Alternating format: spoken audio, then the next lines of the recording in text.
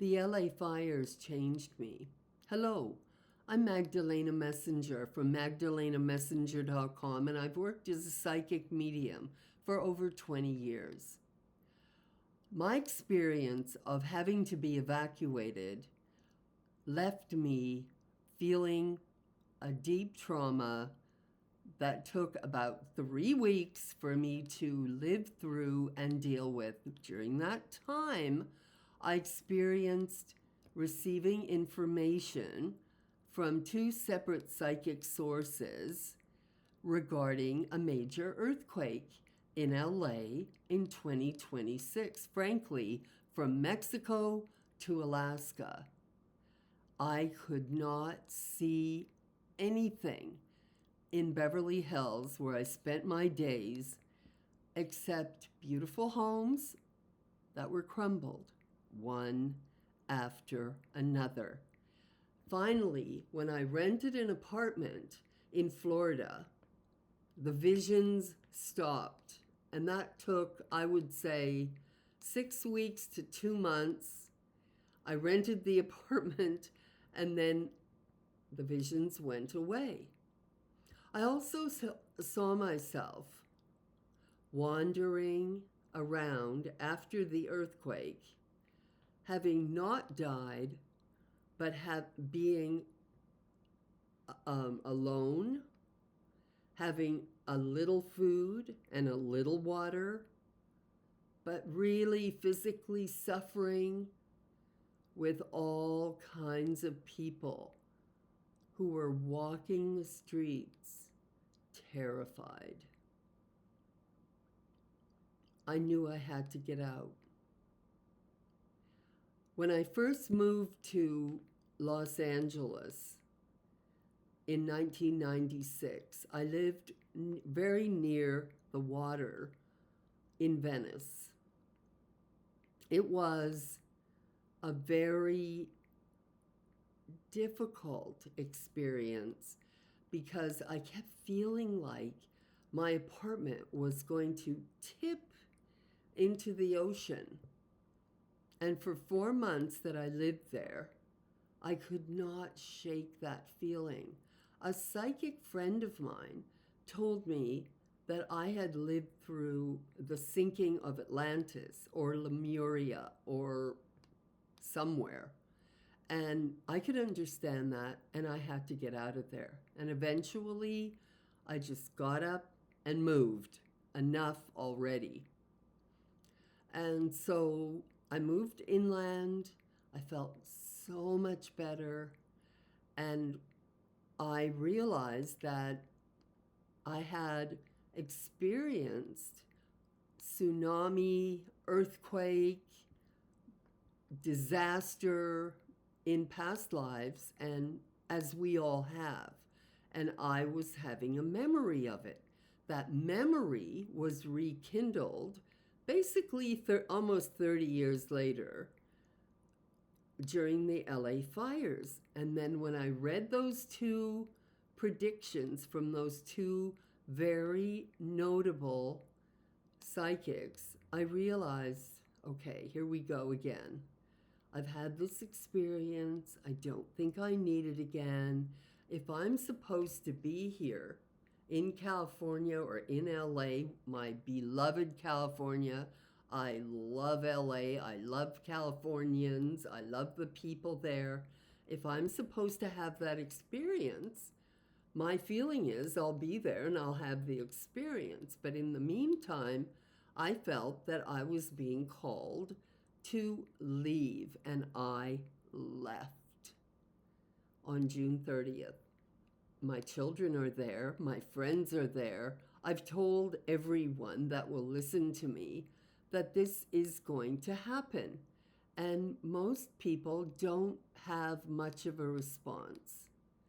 They feel like, yes, well, people have been saying that California is going to turn into a lake. California is going to sink into the ocean. And since the beginning of time, civilizations have sunken into the ocean. They find very highly developed civilizations, whole entire cities, deep, deep, deep in the ocean. You can look it up on YouTube. You can find it all over. The information is there. It's nothing new. We've all probably, most of us at any rate, have lived through this at least once before. I feel in this lifetime I'm not going to live through this again. And the agony that I went through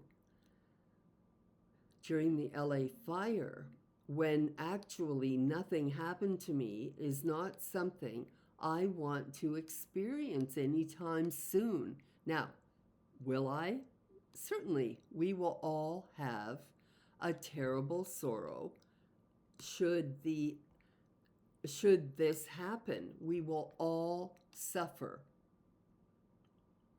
around the world, because it won't just happen to California.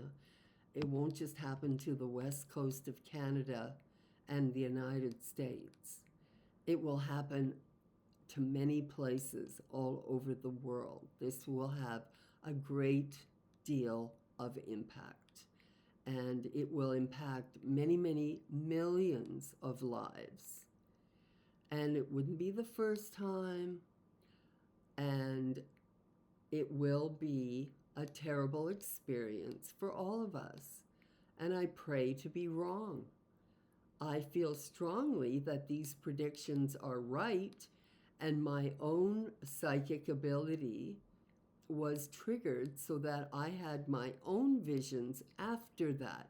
Not quite sure what that means, but I would not say that I'm someone who predicts world events. It's not something I try to do. It's not something that I'm working towards. I think predictions can change even when I do them personally for clients. It's very easy for a prediction to slip or slide or change based on the choices made by the client or the choices that I make. Suddenly the prediction goes from, yes, you'll get the job, to, well, if you don't go to the interview on time, that may count against you and you won't get the job, etc. So I strongly feel that predicting world events is not really in my wheelhouse. However, I will say that when I heard President Trump announcing that he was going to run for president, I was in a hotel room and I had CNN on. And I don't normally listen to CNN, especially first thing in the morning. And I looked at the TV and I went, he's going to win. And about a month later, so that would have been in June of 2015, and about a month later, I had a client say to me, if Trump gets the Republican nomination and Hillary gets the Democratic nomination, who will win? And I said, Trump. And I couldn't even believe I said it out loud, but there it was. And I stuck with it, and it came true. And here he is today, still the president. So here we are. Sometimes we're given information as psychics that's very uncomfortable. And this certainly is a very, very uncomfortable prediction, but I do want to say it. I'd rather say it than not say it. I'd rather be wrong and be like ridiculed or embarrassed later than not having spoken up. And people who maybe would have taken the heads up and moved away from the West Coast weren't given the chance because I didn't open my mouth for the people that I'm supposed to warn. So here's the warning. You're better off to leave the West Coast. And what will probably happen is that earthquakes will begin, to get more plentiful in November and December of 2025. And right now, I'm speaking from October 10th, 2025. They will get more intense in January, February, March. And then Yellowstone will blow in May.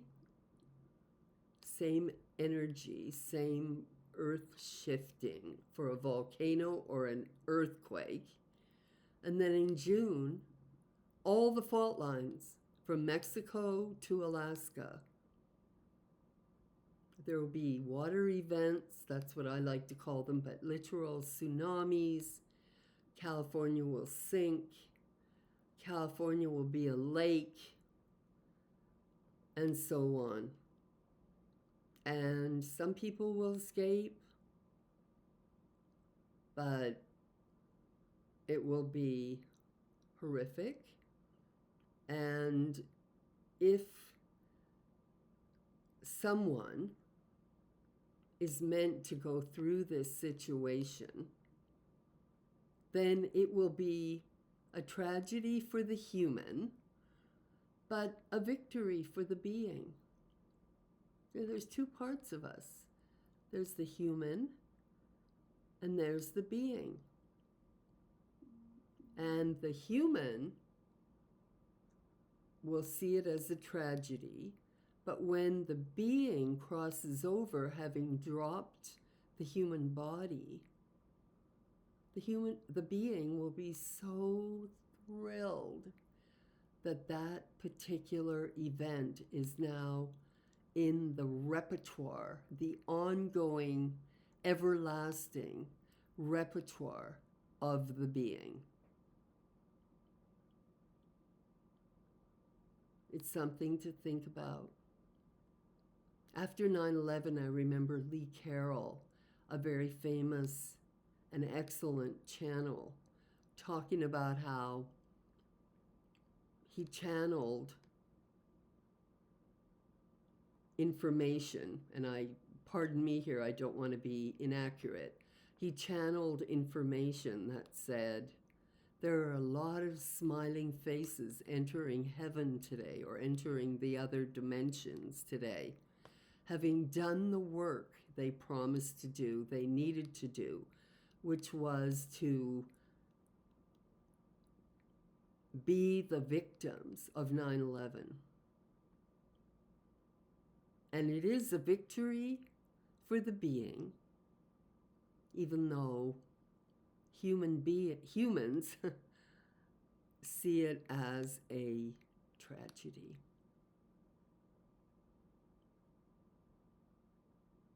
I hope you give it a great deal of thought.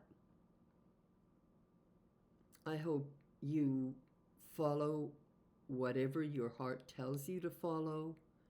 And of course, I wish you the very, very best. I'm Magdalena Messenger from magdalenamessenger.com. You can reach me there for sessions and workshops and trainings.